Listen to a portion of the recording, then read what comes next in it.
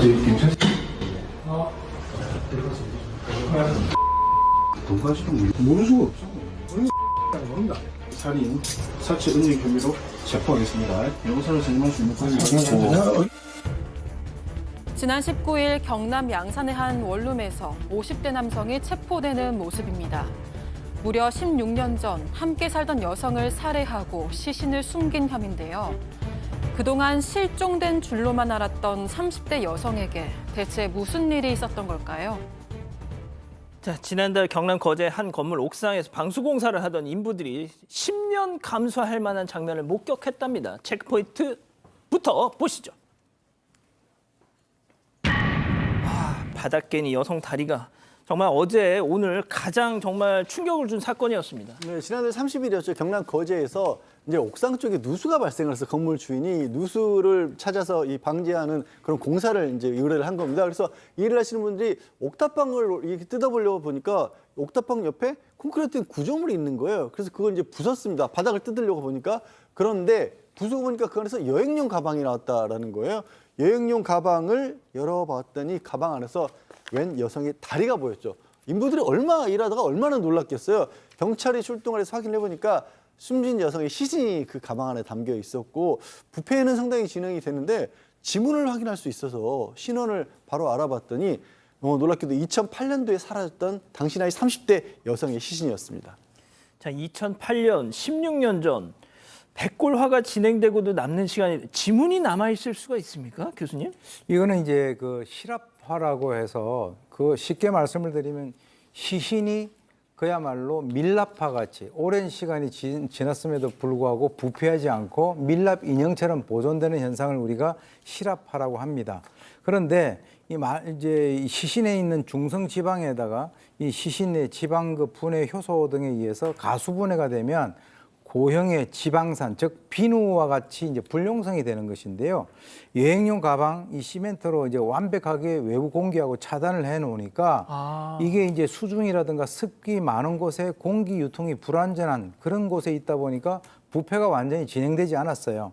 그래서 비교적 양호하게 보존되어 있었고 아마도 추정컨대 이 범인은 부패하는 냄새를 맡고 완전 범죄를 목적으로 해서 이렇게 은닉한 것 같이 보이는데 결과적으로는 이렇게 시신이 잘 은닉이 돼 있었기 때문에 바로 16년이 지나도 지문이 그대로 남아 있었다는 거예요.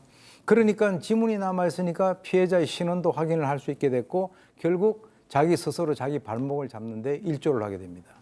자, 그래서 범인도 금방 잡았습니다. 그렇죠. 제게 넘어가게 됩니다. 결국은 숨진 여성과 동거했던 남성이 범인으로 특정이 됐고요. 이 남성을 이제 수사팀이 이 19일 날 체포를 하게 됐는데 저 장면입니다. 이 남성하고 여성 어떻게 만났냐면 1998년 나이트클럽 DJ로 일하다가 당시 손님으로 여성을 만나게 됐고 이 연인으로 이제 발전을 했습니다. 그 이후에 07년도에 옥탑방에서 동거를 했고요. 1년 지난 08년도에 사건이 발생했는데 이 사건 자체는 남성의 얘기에 따르면 이성 문제로 말다툼 벌이다가 홧김에 살해했다라고 범행을 시인한 상황입니다. 사망 원인 자체는 둔기의 머리 손상으로 확인이 되고 이 둔기하고 피해자가 사용하는 휴대전화 이때 거제 앞바다에 버렸다고 진술도 했습니다.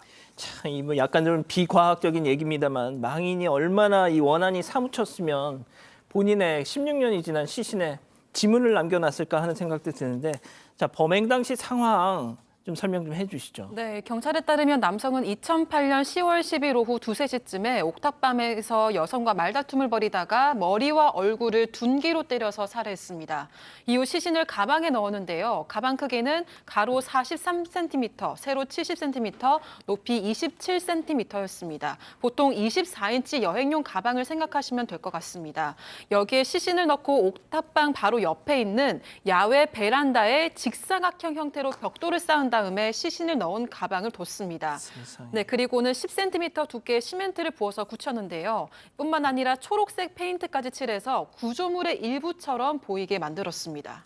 자, 시멘트가 아니라 뭘 부었다 해도 16년 동안 저걸 왜 사람들이 몰랐을까 이런 생각이 들 수 있지 않습니까?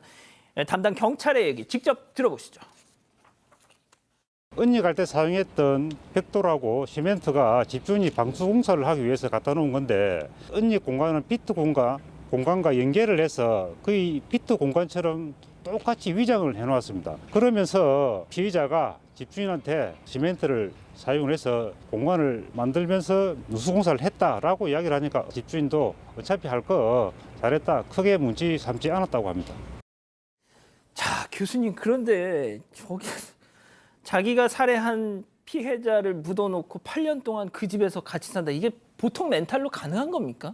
보통 사람들은 그렇게 하기 힘들죠. 왜 그러냐면 뭐 사람을 살인한 사람들 중에서도 그 어떤 피해자가 꿈에 나타나서 견디지 못하는 그런 사람들이 있는데 지금 이 사람 같은 경우는 아마 나름대로 완전 범죄에 성공했다라고 본인이 확신을 하고 있었을 것 같아요. 왜 그러냐면 보통 일반적인 사람들이 야, 저렇게 자기가 살해한 그 피해자 시신을 바로 옆에 두고 8년 동안 살 수 있을까?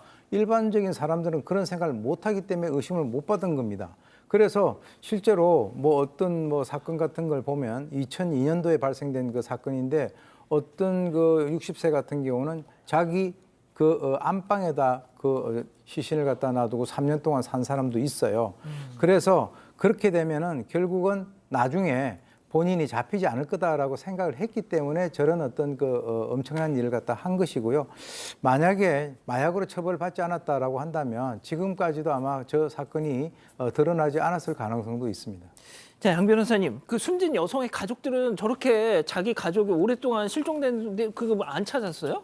평소에 왕래가 좀 잦지 않은 편이었다라고 합니다. 그래서 이 여성이 실종되고 나서 3년이나 지나서야 2011년에 실종 신고를 비로소 했던 겁니다. 사실 그렇지만 그것도 그렇게 늦었다고 볼 수는 게 경찰이 바로 수사에 나섰고요. 당시에도 이미 동거남에 대해 어떤 저 남성을 참고인으로 조사를 했어요. 그런데 그냥 싸우고 나가서 그대로 돌아오지 않았다라고 얘기를 했는데 문제는 뭐 CCTV에도 안 잡히고 당연히 그렇죠. 그 집안에 있었으니까 못 찾은 겁니다. CCTV도 없었고 뭐 밖에서 돌아다니는 모습도 잡힌 것도 없었고요.